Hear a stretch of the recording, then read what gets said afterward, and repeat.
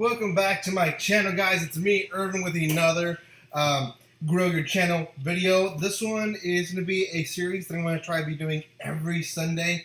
Promise that I'm not sure I'll be able to fulfill, but nonetheless, here is the next video to growing your channel. This is a big one because everyone seems to have this problem, especially if you're growing your channel. And that is how to deal with copyright. There's two parts to this that I want to talk about mainly. One is how to avoid the copyright, and then two is once you got it, what do you do? So, first part, how to avoid it. How do you avoid copyright? Well, one way or one thing that most people recommend you to do, especially if you're a reviewer stuff, is to put the nicely words of fair use in all your videos. I myself have been putting fair use in all my videos since maybe 2 years ago. This lets YouTube know, but also people out there know, that all the stuff that shows in the background and all the stuff that I show don't particularly represent my my character, and also particularly have permission for each item. I didn't contact Pokemon to have these Pokemon in my background. I didn't contact Marvel to have some of the Marvel figurines, so on and so forth. They're there because they're in fair use clause. So what does that mean? That means that either one, you're reviewing them, two, they're not a big part of your video. The background, not the biggest part of my videos. Though they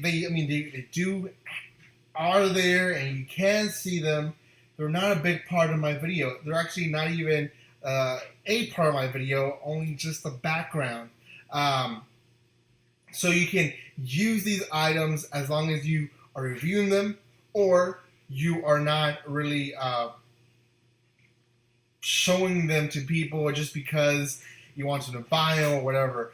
If you're not an associate of them, then you can probably have a rule of thumb that you shouldn't be showing it. So, how to avoid it? That is one way, is the background. Background is not a big part. Now, if you are a reviewer that wants to show bits and pieces of a show, now, rule of thumb is most people will tell you 7 or 5 seconds of less of each clip is how long you want to have clips and sound. So let's say you're reviewing a show. Then you have to create bits and pieces of that show of 5 or 7 seconds. I would recommend 5 just to be safe. 5 seconds at a time of the show. So you can't show 10 seconds at a time of the show and then expect not to be to receive a strike through YouTube. So if you are using video, use 5 seconds or less, as well as sound. And this is if you don't ask for permission, if you don't send an email, if you don't contact the maker of it. Another way you can avoid copyright, some people do it. I don't recommend it because I don't do it in my channel, and I don't think people should be doing it, because this is really not a way to go around it. It's a way to elongate what's going to happen. Is to really kind of change and warp the video. A lot of people do it. Do I recommend it? No, I don't know. Do not recommend it. Some people get the videos and they make it smaller. They'll make it faster. They'll change the sound just a bit. They'll change the video just a bit. They'll warp the video where people can't tell. The problem to this is that it doesn't make make you then the owner of that video. It never does. You there cannot then say or be upset if your video gets taken down. Most videos are. There's people who go out there, watch a video, and they will report it, and then that's when YouTube then notices, like, oh yeah, you did something, and then that's when the video is taken down. Still, so it doesn't really avoid the copyright, it just elongates the time. When you obviously get the video It's the same. You didn't change anything. You just got the video and posted it. YouTube has a kind of system where it notices that you did something wrong, and then that's what happens. Now, that is different ways to get copyright. There's another thing that could happen if you are a person that does music.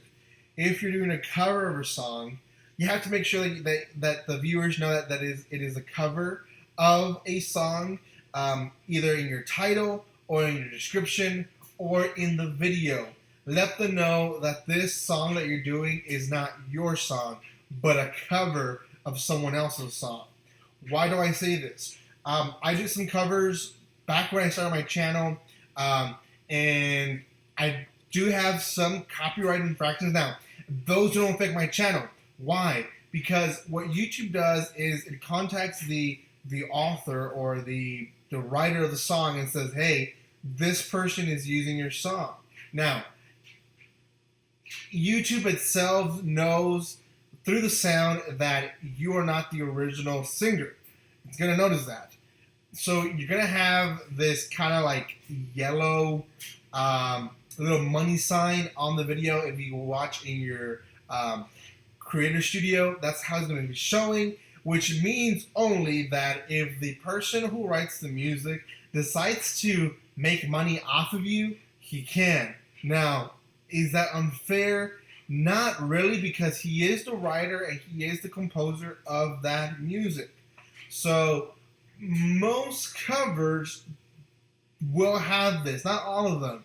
Some covers are so different from the original music that they indeed don't have that copyright. That it doesn't fall to that copyright because the music itself is so unique from the original that it doesn't fall into that category. So if you are a person that does music, you will have to watch for that. That doesn't mean you cannot make money out of YouTube. That just means that the person that wrote the song can also make money from your video if he chooses to. Not a lot of writers, not a lot of music writers make that move. Some do. I, for one, have not had any writer say, hey, I'm going to make money off of your video because you're using my song. Now, again, I don't have a lot of views in those. Some of them have thousands of views. Some of them only have hundreds of views. So, not that much. I haven't made that much money from those videos, so the writers probably are not worried about me. Other people that have millions of views, maybe. Not really sure. So, the other way you can get a infraction or a strike on your channel is if you use anything that's inappropriate. And there's different things that falls into that. Some people get reported for cussing if they're just cussing everywhere and they don't beep anything. That is sometimes reported, not always. If they are showing nudity for whatever reason, if you review anime, if you review movies, or you review something, you use a clip where nudity is shown and you don't blur it or you don't censor it, then it will be reported and you will have a strike on your channel. The other thing is videos that are created in a clickbait sort of way. Now, this is kind of a gray area of what this is. Now, it doesn't really say clickbait on the rules. What it means is videos that make you just mistakenly watch something that you shouldn't. So, what does that mean? Someone makes a video of just a black screen, but makes a thumbnail saying, and a title saying you're going to make a lot of money by watching this video. They watch the video for 2 seconds and people just delete or, go away from the video, but the person still gets views. So, then the person will get a lot of views, thousands of views, and will make money out of that. YouTube does not like that. And I actually had an experience recently with that. I react to anime videos and I watch the episode. I don't show the video because that is anime Sorry, not actually anime, but that's copyright in a way, as not in a way, in a whole, as well as I don't share the sound of the show. I just show the timer. Like a lot of anime reactors and other stuff, other people that react to other stuff that they don't own, they only show the timer. That's what I do on the videos that I have. So, what made them give me a strike on my channel? Well, I typically watch these videos. I watch the video while recording. I record it, and it takes about 25 minutes, sometimes half an hour or more of a video. So I don't actually watch the video. I just add an intro, make sure that there's an outro as well, and I post it. Or I upload it and then post it later. But I don't actually watch the video and sit down. I actually haven't seen a lot of my videos because that's just how I post. And I'll be explaining why I do that later in another channel. But that's just how I post. So I posted a video, and I didn't notice that my mic was muted, so I recorded an entire video of me just going. So YouTube, when I uploaded the video, said, this video just has no sound, so they gave me a strike for that, saying that it was misusing YouTube for inappropriate usage of videos. I read the rules. I'm like, okay, I understand why they thought that. I saw the video. I noticed my mistake. So this is the second part of the video. What do you do next? YouTube is not out there to get you guys. A lot of people get mad with YouTube with the rules. Sometimes I understand to an extent, but copyright is it's a fair thing, really, for the writers. I am a full promoter of those that write a manga. If you want to read it, buy it. Buy a subscription to read it.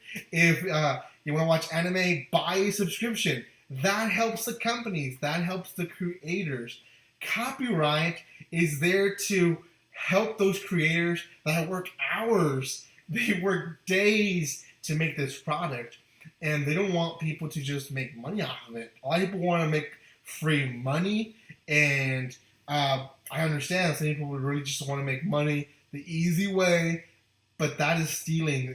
In a way, it is stealing to the creator of that product. So I'm not against copyright, but what if you get a strike on your channel? What if you get a copyright on your channel? What do you do next? YouTube is not against you. You should know that. If you're doing stuff right, if you know that your channel is standing in a good stance, if you know that you work hard to know what you're doing is correct, then I recommend you to then just email YouTube. That's what I did. I emailed YouTube saying, hey guys, I've been working with you guys for 2 years. I've been making with you guys. I've been making money with you guys for like a year and a half now, and I'm faithful to you guys' rules. I follow them. I try to follow them. I did this video. I do reaction. I explained everything. Everything. I uploaded the video. I didn't realize that it had sound. I'm sorry. I don't always check my videos. They're just too long to check. Can you please fix this? We got an email back in less than a day saying, we're going to review your case. Thank you so much for letting us know. We do apologize that your account is frozen to an extent. It wasn't completely frozen, but I couldn't do a lot of stuff. We will review it and let you know in a few business days. It did take about 3 or 4 days, and they finally released my channel to me, and the full access. And I have my channel. I'm still making money. I didn't lose anything. I didn't lose any videos, and my channel is now 100% fine with YouTube. So if you do an infraction, this is only if you know that you did not do anything wrong. Contact YouTube. Go to YouTube and say, hey, I did this, I did that, I got an infraction. Your system says that I got copyright, but I believe that it's not. Can you please unblock my channel? YouTube is gonna help you. It is. They're there to help you. So if you're gonna do that, if you're on the right, make sure you just contact YouTube. There'll be no issue. So Guys, I appreciate if you've been watching this video from the beginning to the end. Thank you so much.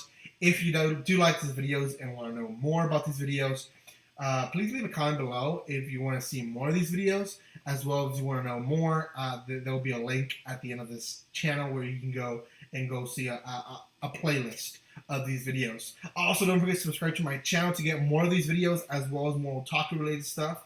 And I appreciate so much for all the support, guys. Thank you so much. And if you haven't seen my videos, go watch, like, share, do all that fun stuff. Thank you so much. And like always, don't be strangers.